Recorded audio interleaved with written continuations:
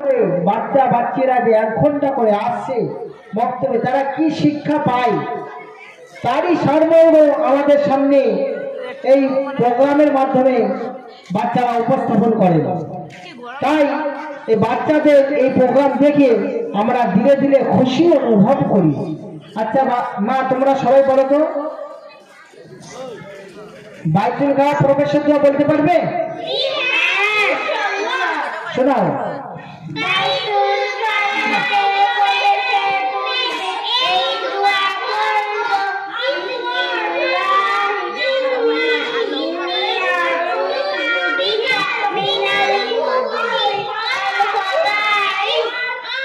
অর্থ বলতে পারবো? অর্থ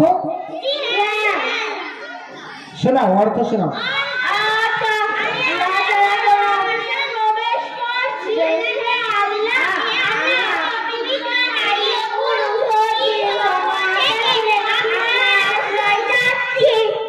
মাশাআল্লাহ, দেখছেন বাইতুল খালা প্রবেশের দোয়া, তার অর্থটা কি বলছে? যে আমি আল্লাহর নাম নিয়ে প্রবেশ করছি এবং অপবিত্র নারী পুরুষ জিন সমূহ থেকে আমি আপনার কাছে আশ্রয় চাচ্ছি। মানে অপবিত্র জায়গায় শয়তান খবিশ অপবিত্র জিন নারী পুরুষ থাকে, তাহলে আমি যদি আল্লাহর হুকুম নবীর তরিকা মেনে না যাই তাহলে আমি কিন্তু ওই বিপদের সম্মুখীন হতে পারি, এবং আমি যদি ওইটা পড়ে যাই তাহলে ওই বাইতুল খালায় যাওয়াটাও কিন্তু আমার ইবাদতে গণ্য হবে। আল্লাহ নবী সাল্লাল্লাহু আলাইহি সাল্লাম বলছেন যে ঘুম থেকে নিয়ে আবার ঘুমাতে যাওয়া পর্যন্ত এর মধ্যে যা কিছু কাজ করবে সব কাজ কিন্তু ইবাদত হবে, এইটা যদি আল্লাহর হুকুম এবং নবীর তরিকা অনুযায়ী হয়। আল্লাহ পাক আমাদের সবাইকে আল্লাহর হুকুম নবীর তরিকা অনুযায়ী আমল করার তৌফিক দান করুক, আমিন। মাশাআল্লাহ। আচ্ছা মা, তোমরা সবাই পড়ো তো হাদিস। জানো হাদিস তোমাদের বক্তব্যে পড়ানো হয়? হাদিসের পরিভাষা বলতে পারবে? সবাই পারবে? কই শোনাও তো একবার। আচ্ছা হাদিস নাম্বার 1 বলো তো, মানে হাদিস নাম্বার 1 কে শোনাতে পারবে?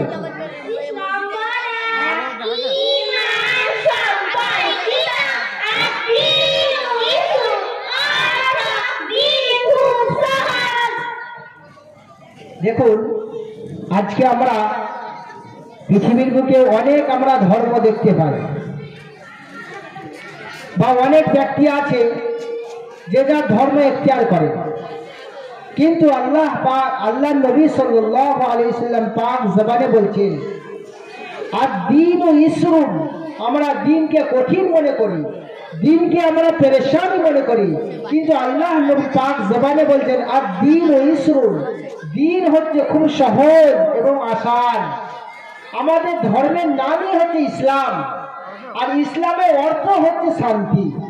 আমরা কোন ধর্মে বাস করি জানেন? আমরা ইসলাম ধর্মে বাস করি। আর পৃথিবীর বুকে যত বাচ্চা ভূমিষ্ঠ হয় আল্লাহ পাক কিন্তু সেই বাচ্চাকে ইসলামের মধ্যে ভূমিষ্ঠ করে। তারপরে সে বাচ্চার পরিবার গার্জেনরা যে ধর্ম করে বাচ্চা বড় হয় সেই ধর্ম এখতিয়ার করে নেয়। আল্লাহ পাক আমাদের সবাইকে সঠিকভাবে দিন শেখার তৌফিক দান করুন।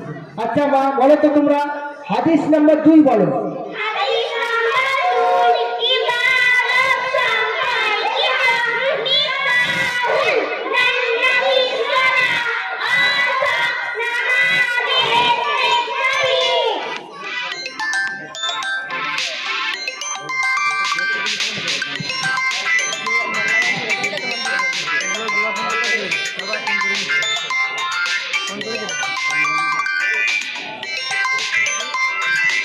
মাশাআল্লাহ, অনেক সুন্দর আমাদের সামনে দোয়া থেকে শুনিয়েছে।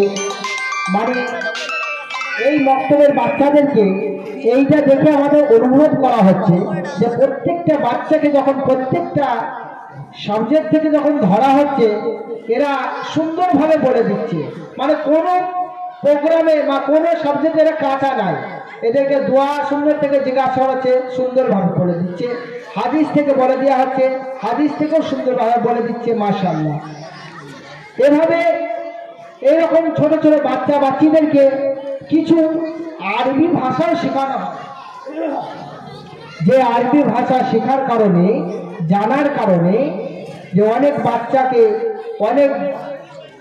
বাচ্চাদেরকে যদি আল্লাহ পাক বড় হবার পরে যদি কোনো আরবি কান্ট্রিতে কবুল করে নেয়, যদি এ বাচ্চারা উমরায় যায়, যদি এ বাচ্চারা হজে যায়, যাবার পরে অনেক কিছু প্রয়োজনীয় সামান থাকে, যে সামানগুলো আমরা বলতে পারি না, কেন সেখানে তো আর বাংলা চলে না, সেখানে আরবি চলে।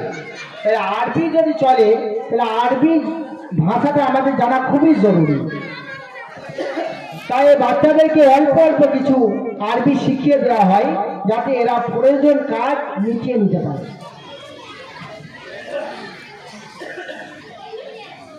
আচ্ছা মা, তোমরা বলো তো, জি হ্যাঁ আরবিতে কি বলে? না, বাস, কার, অসুস্থ, বিমানবন্দর, পাসপোর্ট, হোটেল, এটা কি? আলু, টমেটো।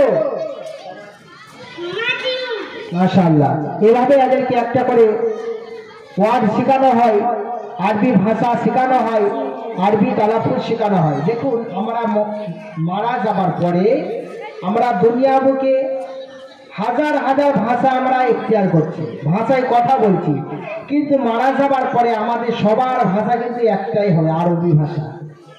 আমরা যে ভাষায় আল্লাহকে ডাকছি না কেন, আমাদের মৃত্যুর পর্বে আরবি ভাষায় আমাদেরকে সব জবাব দিতে হবে। আমাদের প্রশ্ন হবে আরবিতে, উত্তর দিতে হবে আরবিতে।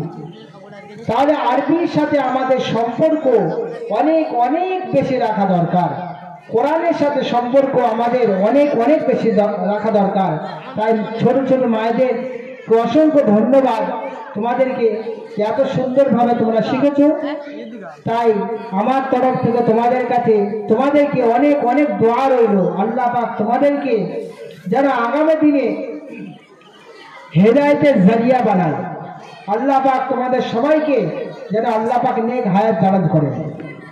ঠিক আছে ইনশাআল্লাহ, যাও সবাই একসঙ্গে সালাম দাও।